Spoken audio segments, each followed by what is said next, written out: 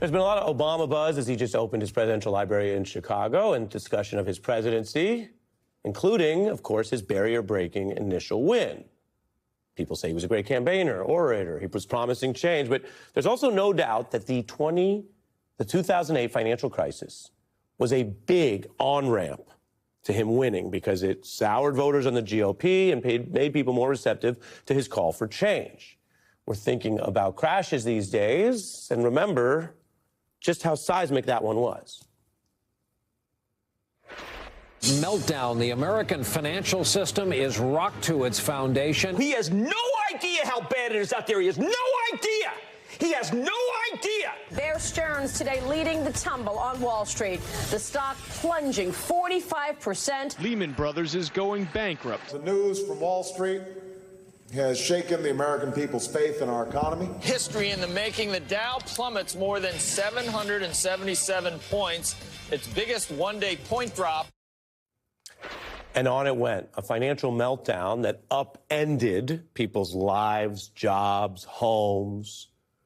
There was ultimately action from the government. There was a backlash to the bailouts.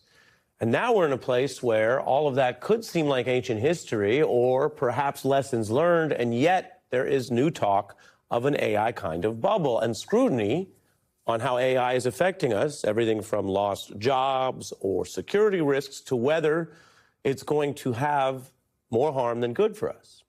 Think about this. 4 AI giants setting records for their spending, which means eventually the bills come due. $700 billion this year. It's a big part of the wider economic growth story we've been hearing about. Wall Street, though, starting to get nervous.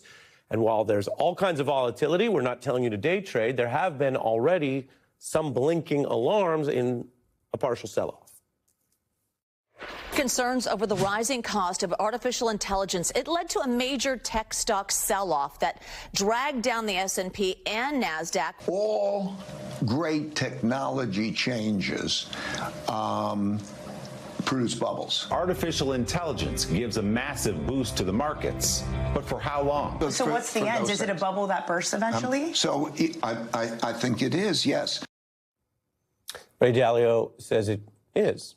The big AI companies are still losing money. That's not uncommon at early stage, but financial documents from OpenAI show billions in losses. The cost of building the data centers and computer processing outpaces revenues for now. And we just had that SpaceX rollout, which briefly made Elon Musk a paper trillionaire. That company loses billions a year.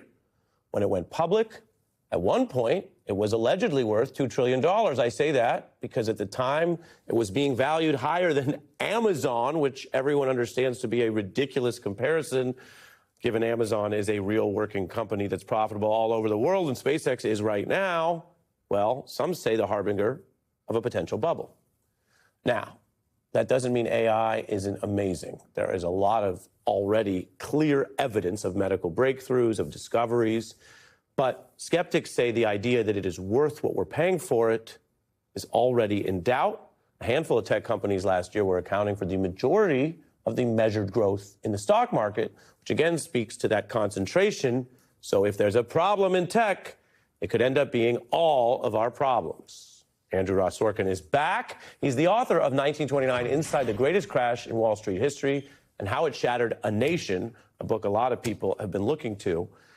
Let's start with the negative case and then the positive case. You're not endorsing either.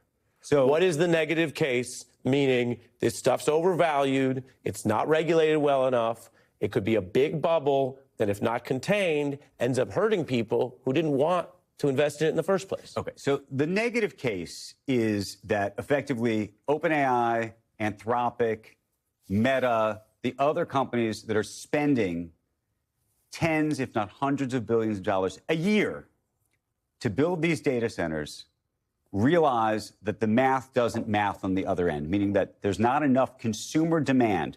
Consumers, companies are not willing to pay them enough money to ultimately pay for the build-outs of these things. There's also a slightly different and important nuance to all this, which is when you're building all these data centers, which cost so much money, is this one of these things where you just keep having to build more and more and more data centers, or is there actually an end state? You know, in most businesses, There's sort of an upfront cost. You build something, and then you don't have to build it again. But there's a question about whether you're going to have to keep building, meaning just the scale of it is enormous, and that the chips, you're going to have to replace the chips. It's a little bit like a phone. Are you going to want to get the next generation chips every year, every 2 years? And so do those costs just skyrocket to the point where the math doesn't show up on the other end? That is the negative case. And there's the jobs case. Well, before we get to the jobs case, inside the market negative case, if these companies keep going public, if everything keeps going in this rate in the next 2 years, SpaceX, OpenAI, which I mentioned, and another one of them, Anthropic, go public, and that means they're seeking trillions of dollars, which comes out of what? Retirement accounts? Index funds? What it ultimately means is that investors in index funds, typically in retirement accounts, 401ks, get invested into these firms. By the way, SpaceX is a good example of that. The NASDAQ 100, which is a major index, just this week has now invested money. So if you're in the NASDAQ 100, you are now a SpaceX investor. If SpaceX goes down, that's a problem for you. So we showed the clip of 08 because a lot of people said, aren't the experts supposed to see this coming? Aren't the regulators supposed to care? Well, we have a very deregulatory MAGA government.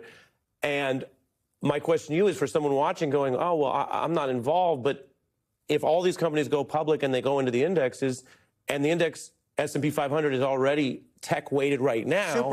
We're all tied. The entire stock market is tied to AI. Do regular people get left holding the bag, and is that messed up? Well, look, regular people arguably are benefiting from all of this right now, and not just the tech companies, because I think there is, I hate the phrase trickle down, but if you really look at the economy today. Now you sound like the man. You sound like the man. Listen, no, it's just just an argument. Jason Furman, a Democrat, I know. worked for Obama. You know the whole story. He looked at economic growth in this country, and he says if you take out AI, you basically have a flat economy. Right. If you throw in AI, you have real growth. And that is, by the way, not just in the tech space. It's contractors, it's electricians, it's the energy complex, it's the financial industry. I mean, it is impacting lots of things. So there's the argument that it's benefiting on one end, and if it fails, it will fail and touch all of us. Now let's go to the positive case. Okay. Also not an endorsement. What is the positive case for this is new, and people say, you thought the personal computer was big, you thought the printing press was big, you thought that phone was big. As technology, this is bigger and faster, and so there will be an economic and societal benefit. What is that case? The true shoot the moon case is that we create all sorts of new industries that we don't even know about. We create drugs that allow us to live longer, that allow us to live better. All sorts of things happen that we never even contemplated. Having said that, there is a big question, and I hate to sound like the skeptic. In great success, there's still going to be a question about jobs. Oh, yeah, there's definitely... The job piece is such a huge component of this. But you're saying that there's a world where this stuff pays off in, let's call it the near term of 3 to 5 years. There's gyrations, but there's no giant crash. And then we're looking up an economy that's producing 20% every year? I think it's very hard to believe that there is not some kind of correction / crash of some sort along the way. Every time we've ever had, I'll say what Ray Dalio just said, every time we've had any technological change like this, that's what's happened. Because what happens is money moves into these spaces indiscriminately. People invest in some things that work out very, very well, and in a lot of things that don't. This is much more to me like 1999. There are the Amazons that are embedded in that, which was Amazon was almost worthless. Amazon went bankrupt, and yet it succeeded in a great way. Pets.com is not with us anymore. Yeah. There are going to be... Shout out to Pets.com, but RIP Pets.com. There are going to be a lot of Pets.com along the way, and hopefully a bunch of winners along the way, too. That's the sort of very balanced view of where this all goes. The only thing that makes it more complicated, I think, is I can tell you the downside in terms of like the bubble bursting piece of it on one end. But even in success, I think there's a real question. To get to these productivity numbers, we say it's going to make everything great. Well, how's that really going to happen? What does productivity really mean? You need to grow at a lower cost. How do you lower the cost? We are the cost. We're the cost. Right. So people can oftentimes be the cost. And that, I think, is, of course, what has most people worried.